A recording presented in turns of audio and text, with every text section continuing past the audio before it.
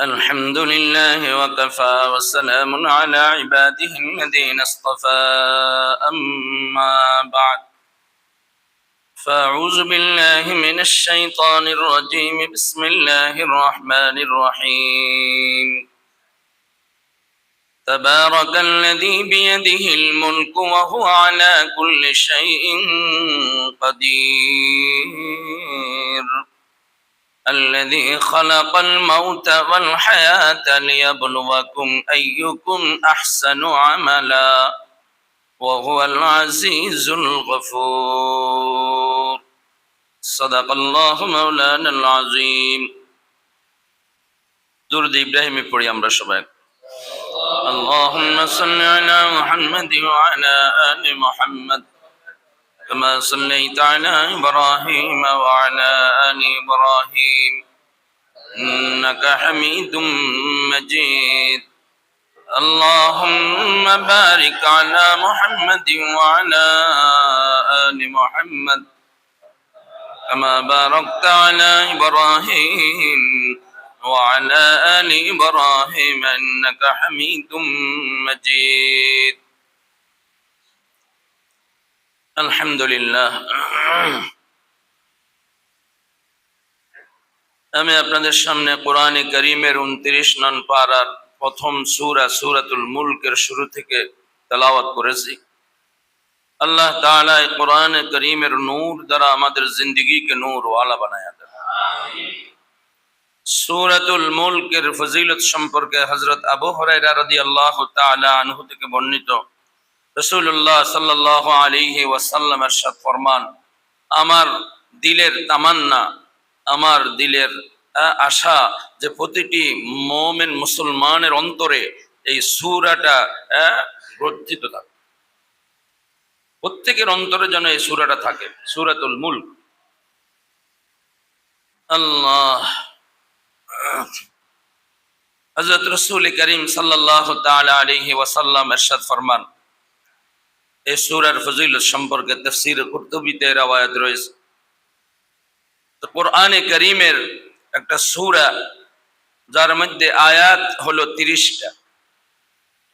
এই সূরাটা কাল কিয়ামতের ময়দানে কি করবে? পরকালে এক এক জাহান্নামীকে সুপারিশ করে করে জাহান্নাম থেকে মুক্তি দিয়ে জান্নাতে পৌঁছায় দেবে। কি আজীব কথা! কিয়ামতের ময়দানে যাদের জন্য জাহান্নামের ফয়সালা হবে এরকম ব্যক্তি, এদের ব্যাপারে এই সূরা সুপারিশ করবে। এই সূরা সুপারিশ করবে তো যারা এই সূরা তেলাওয়াত করবে তাদের জন্য। কি বলেন? এই সূরা যারা কি করবে? তেলাওয়াত করবে, তার জিন্দেগির আমলে কোনো ঘাটতি থাকলে, এমন যদি হয় যে জাহান্নামের ফয়সালা হয়ে গেছে, এই সূরা সুপারিশ করে তাকে জান্নাতে পৌঁছায়। কত বড় ফজিলত ওয়ালা সূরা! আল্লাহ। এশার পরে রাতে সূরা মুলক যারা তেলাওয়াত করবে, আল্লাহ তাআলা তাদেরকে কবরের আযাব থেকে নাজাত আর মুক্তি দিয়ে দেবে। আমরা বাদ ফজর সূরা ইয়াসিন, বাদ মাগরিব সূরা ওয়াকিয়া, বাদ এশা সূরাতুল মুলক, অন্তত এই 3টা সূরা নিয়মিত আমরা আদায় করি, আমল করি। আর 5 ওয়াক্ত নামাজের পরে আয়াতুল কুরসি, ফজরের পরে সূরা ইয়াসিন তেলাওয়াত করলে কুজিয়াত হাওয়াইজুহু। মান ক্বারাআ সূরাত ইয়াসিন ফি সাদরিন নাহার কুজিয়াত হাওয়াইজুহু। রাসূলুল্লাহ সাল্লাল্লাহু আলাইহি ওয়াসাল্লামের এই হাদিসের উপর যদি আমাদের ইয়াকিনের বিশ্বাস থাকতো, আর সেই ইয়াকিন নিয়ে আমরা প্রতিদিন ফজরের পরে সূরা ইয়াসিন তেলাওয়াত করতাম, তাহলে আমাদের জিন্দেগীর সব জরুরত আল্লাহ পুরা করে দিতেন। বাদ ফজর যে ঈমানওয়ালা আল্লাহর বান্দা বান্দি সূরা ইয়াসিন তেলাওয়াত করবে, তার সব জরুরত আল্লাহর পক্ষ থেকে পুরা করে দেওয়া হবে। সুবহানাল্লাহ। বাদ মাগরিব সূরা ওয়াকিয়া, মান ক্বারাআ সূরাতাল ওয়াকিয়াত বাদাল মাগরিব লাম তুসিবহু ফাকাতুন আবাদা। রাসূলুল্লাহ সাল্লাল্লাহু আলাইহি ওয়াসাল্লাম বলেন, মাগরিবের পরে যে আল্লাহর বান্দা বান্দি সূরা ওয়াকিয়া তেলাওয়াত করবে, মানে রোজানা তেলাওয়াত, নিয়মিত তেলাওয়াত করবে, লাম তুসিবহু ফাকাতুন আবাদা, অভাব অনটন, রুজি রোজগারের টানাটানি, ক্ষুধায় কষ্ট, রিজিকে কষ্ট, এগুলি জীবনে তাকে স্পর্শই করবে না। কত আজীব! আল্লাহু আকবার। লাম তুসিবহু ফাকাতুন আবাদা, অনাহারে সে কোনোদিন কষ্ট পাবে না, দারিদ্রতা তাকে স্পর্শ করবে না, অভাব জীবনে সে চোখে দেখবে না, যদি নিয়মিত রোজানা সূরা ওয়াকিয়া মাগরিবের পরে তেলাওয়াত করে। আমরা আমল শুরু করি ইনশাআল্লাহ। যে কোনো আমল নিয়মিত করতে হয়। খায়রুল আমালি মা দিমা, হাদিস শরীফ আছে, যে আমল নিয়মিত করা হয় ওই আমল শ্রেষ্ঠ আমল। আরেক হাদিসে আছে, আহাব্বুল আমালি ইলাল্লাহি আদওয়ামুহা ওয়া ইন আল্লাহ, রব্বুল আলামিনের নিকট সবচেয়ে প্রিয় আমল ওই আমল যে আমল বান্দা নিয়মিত করে, যদিও তার পরিমাণ কম হয়, যদিও তার পরিমাণ কি হয়? কম হয়। নিয়মিত আমল, নিয়মিত বাদ ফজর সূরা ইয়াসিন তেলাওয়াত করি, নিয়মিত প্রতিদিন রোজানা মাগরিবের পরে সূরা ওয়াকিয়া তেলাওয়াত করি, আর বাদ এশা সূরাতুল মুলক তেলাওয়াত করি।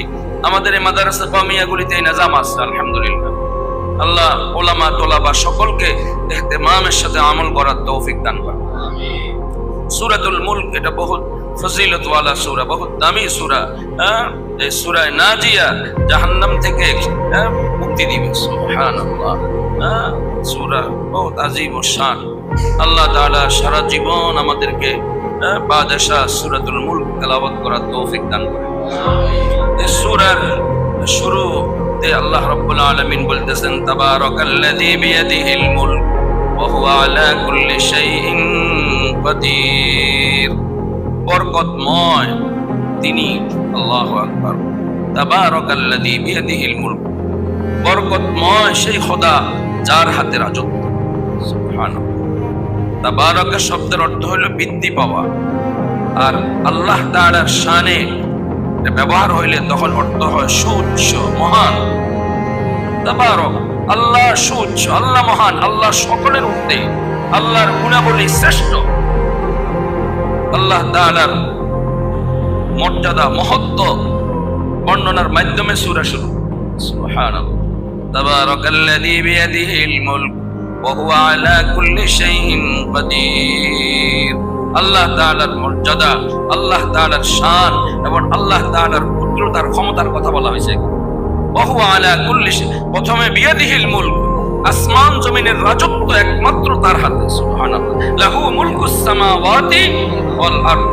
বিয়াদিহিল মুলক কোরআন শরীফে যত জায়গা ব্যবহার হয়েছে সেখানে দোনো জাহান উদ্দেশ্য, আসমান জমিন উদ্দেশ্য, দুনিয়া আখিরাত সব উদ্দেশ্য। বিয়াদিহিল মুলক, রাজত্ব তো তার হাতে। রাজত্ব কার হাতে? আল্লাহর হাতে। সুবহানাল্লাহ। ওয়া হুয়া আলা কুল্লি শাইইন কাদির, তিনি সর্বময় ক্ষমতার অধিকারী, সকল বিষয়ের উপরে তিনি ক্ষমতা রাখেন। সুবহানাল্লাহ। এমন ক্ষমতাধর এই পৃথিবীতে দ্বিতীয় আর কেউ, এত ক্ষমতাধর রব্বুল আলামিন। আল্লাহ তাআলার এই বৈশিষ্ট্যগুলি বর্ণনা করার পরে আল্লাহ নিজে বলতেছেন, আল্লাযী খালাকাল মাউতা ওয়াল হায়াতা লিয়াবলুয়াকুম আইয়ুকুম আহসানু আমালা।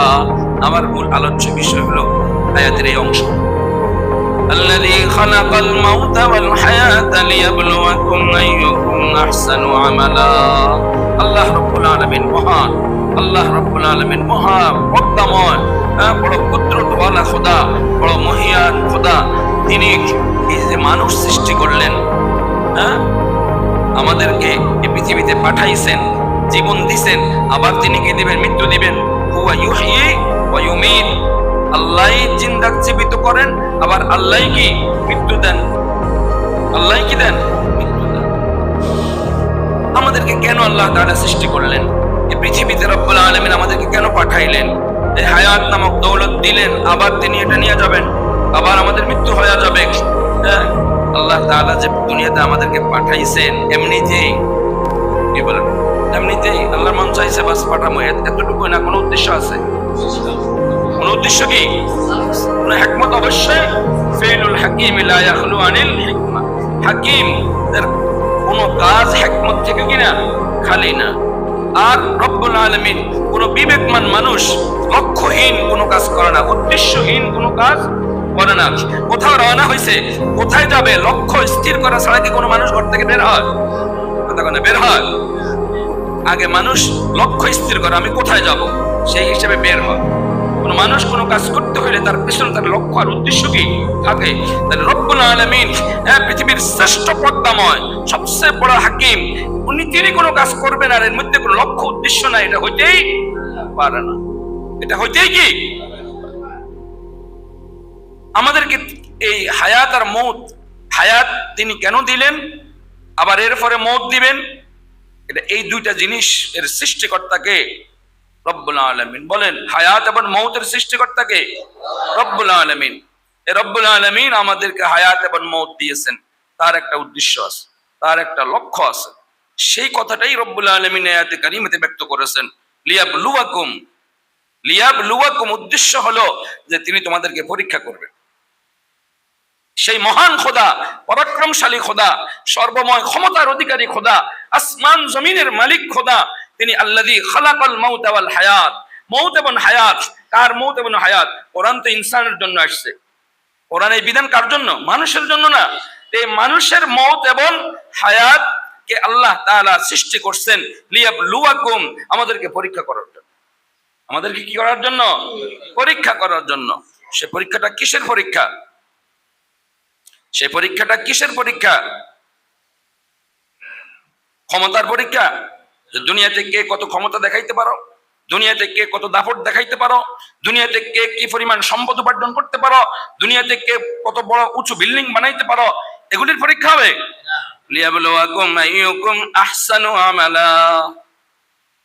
আল্লাহ তাআলা পরীক্ষা করতে চান যে তোমাদের মধ্যে কর্মে শ্রেষ্ঠ কে।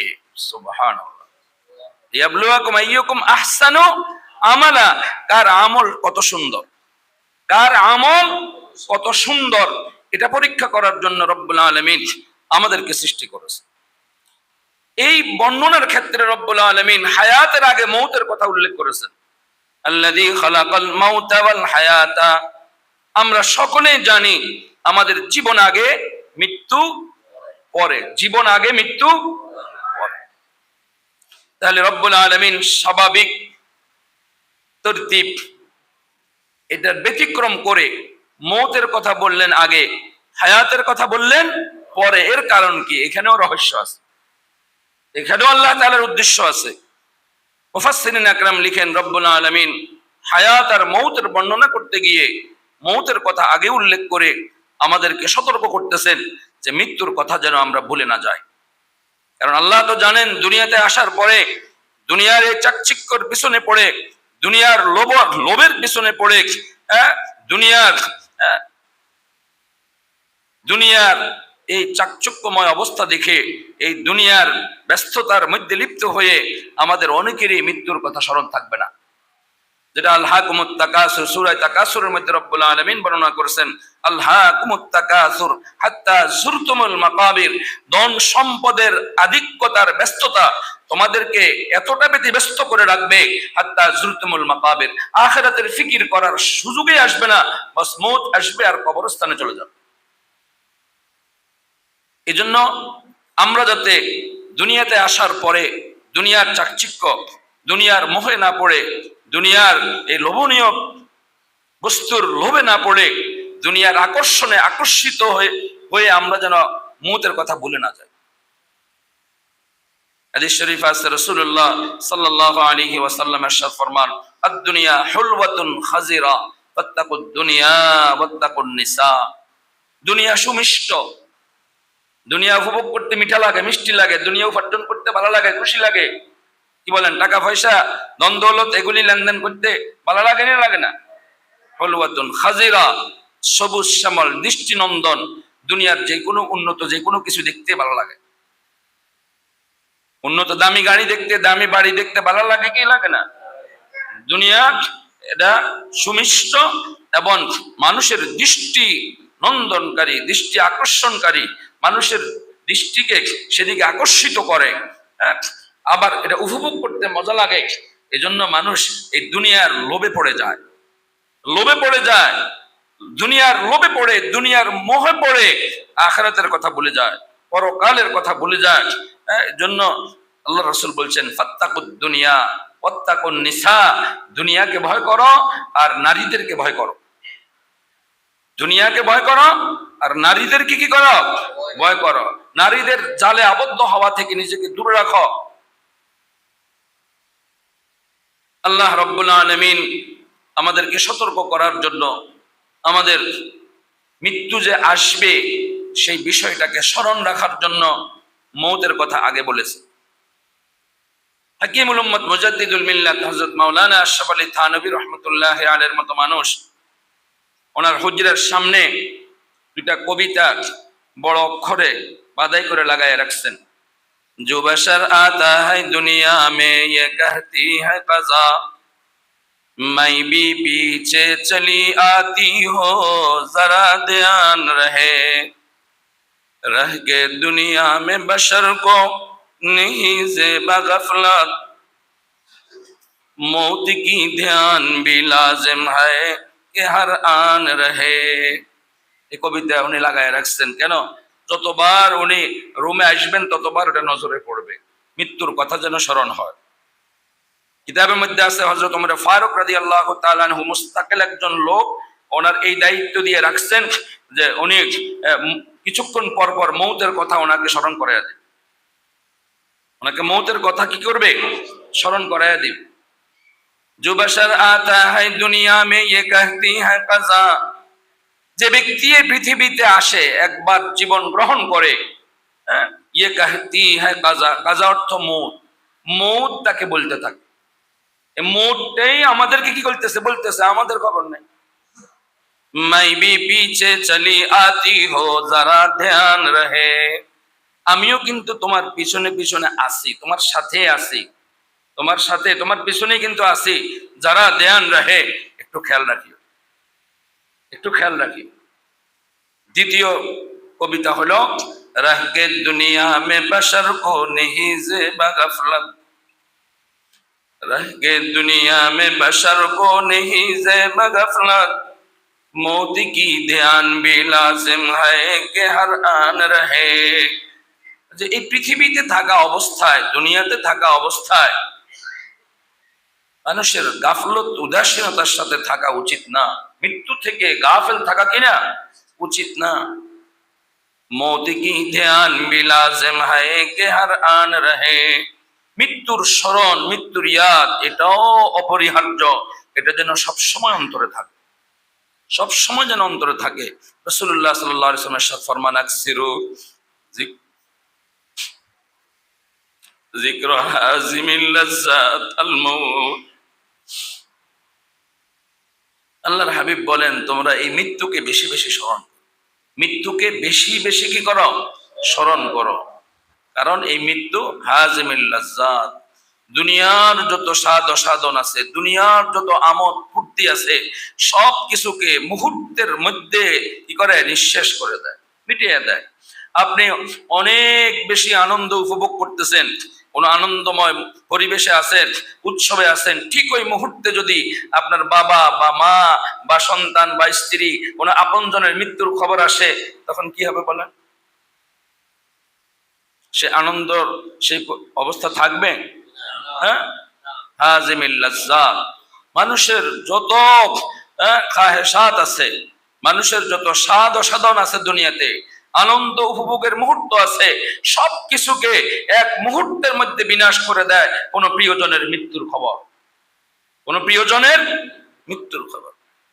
আকসিরু যিকর হাযিমিল লাজ্জাতিল মাউত, মৃত্যুকে স্মরণে রাখার জন্য আল্লাহ তাআলা খালাকাল মাউতা ওয়াল হায়াতা, মৌতের কথা আগে বলেছে।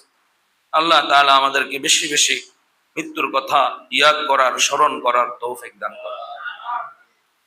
ওয়াল হায়াতা, এই হায়াতের মালিক কে? সবাই একটু বলি, আমার আর আপনার হায়াতের মালিক কে?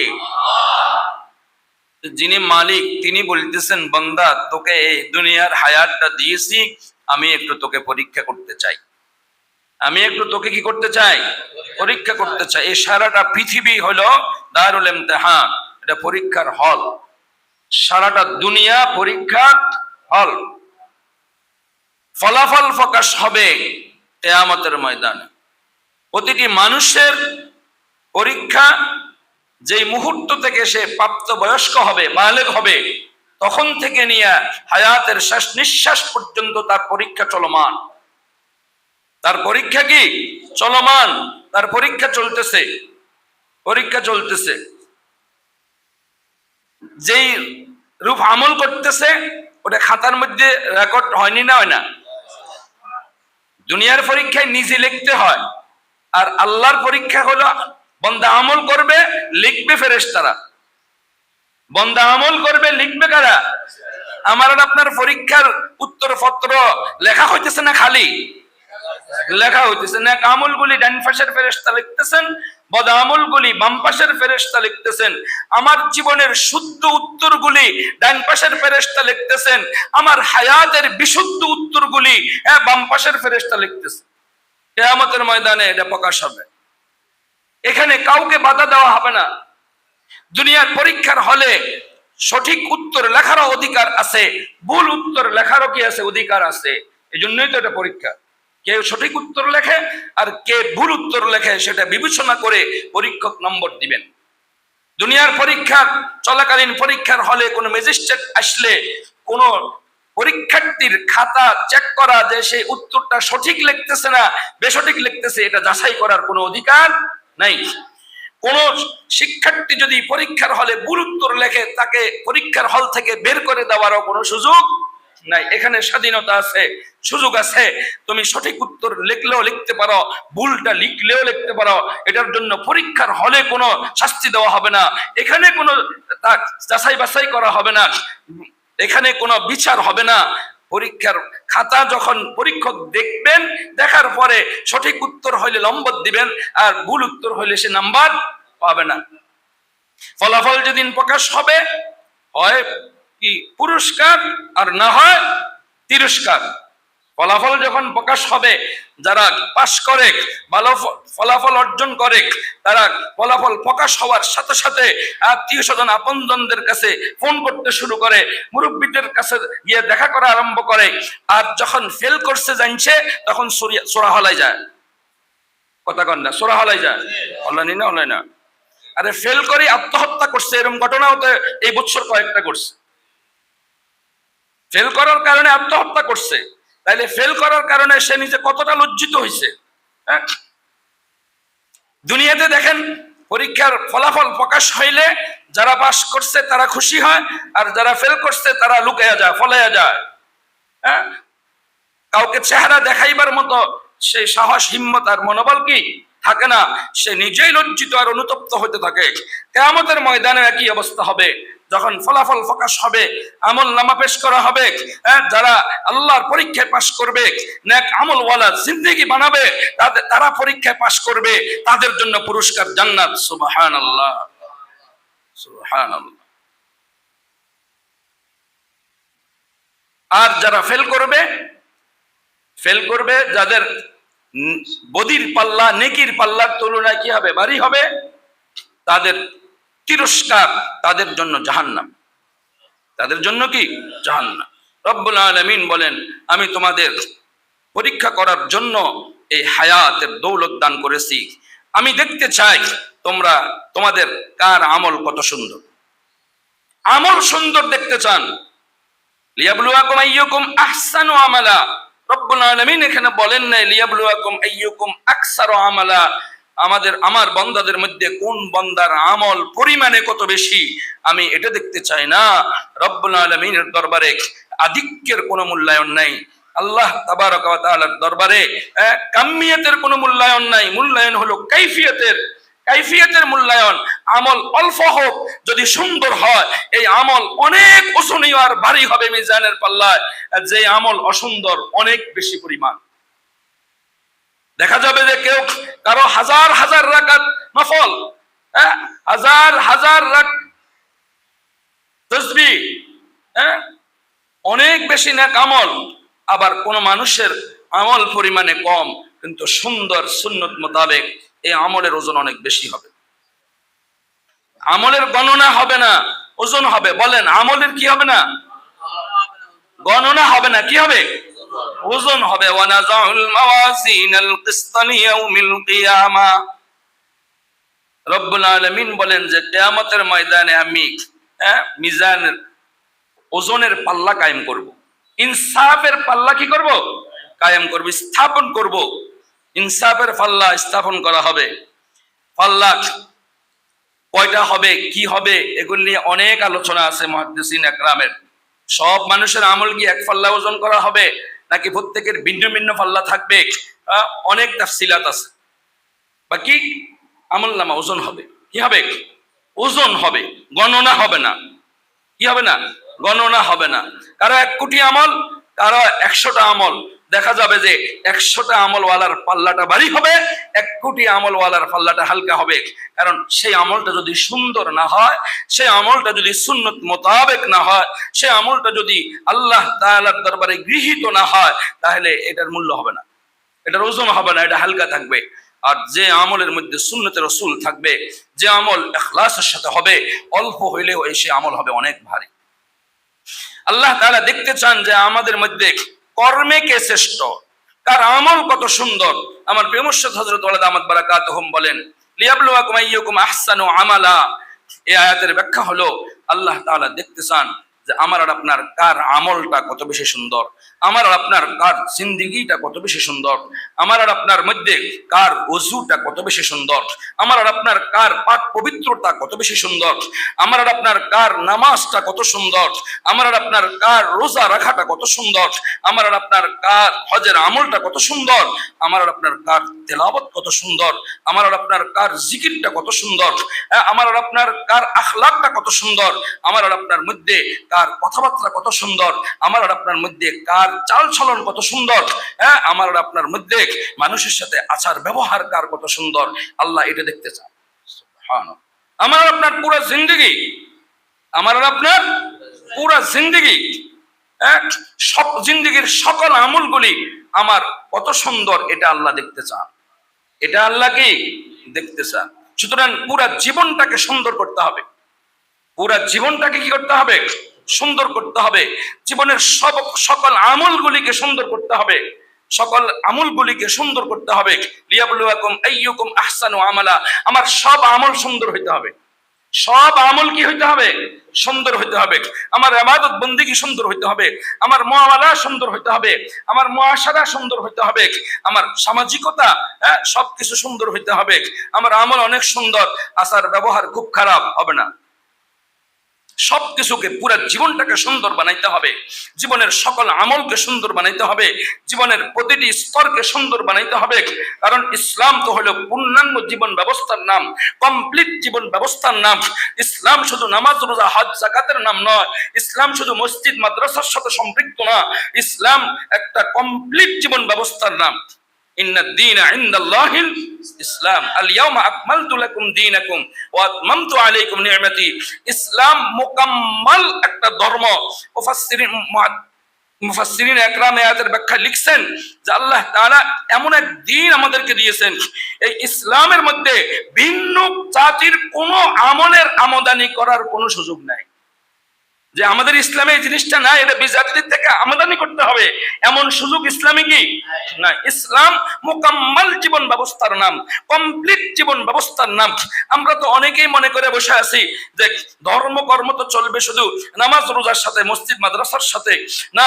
হযরত উলামায়ে কেরাম কোরআন সুন্নাহর আলোকে পুরো দ্বীন ইসলামটাকে 5 ভাগে বিভক্ত করেছেন। আকায়েদ, ইবাদাত, মুআমালাত, মুআশারাত, আখলাক। আকীদা, বিশ্বাস আমার আর আপনার সুন্দর হইতে হবে। লিয়াবলুয়াকুম আইয়ুকুম আহসানু আমালা। আমার আর আপনার আকীদা বিশ্বাস কি হইতে হবে? সুন্দর হইতে হবে, উন্নত হইতে হবে, মার্জিত হইতে হবে, রাসূলের আদর্শ মোতাবেক হইতে হবে। রাসূলুল্লাহ সাল্লাল্লাহু আলাইহি সাল্লাম, সাহাবায়ে কেরাম যে আকীদা বিশ্বাস আমাদেরকে শিখাইছেন, এর ব্যতিক্রম আকীদা যদি কেউ পোষণ করে, তাহলে তারটা সুন্দর হবে না, তারটা অসুন্দর। আর অসুন্দর জিনিস আল্লাহর দরবারে গ্রহণযোগ্য না। ইন্নামা ইয়াতাকাব্বালুল্লাহু মিনাল মুত্তাকিন, মিনাল মুখলিসিন। ইখলাসওয়ালা ইবাদত হইতে হবে, সুন্দর ইবাদত হইতে হবে, অসুন্দরটা আল্লাহ গ্রহণ করেন না।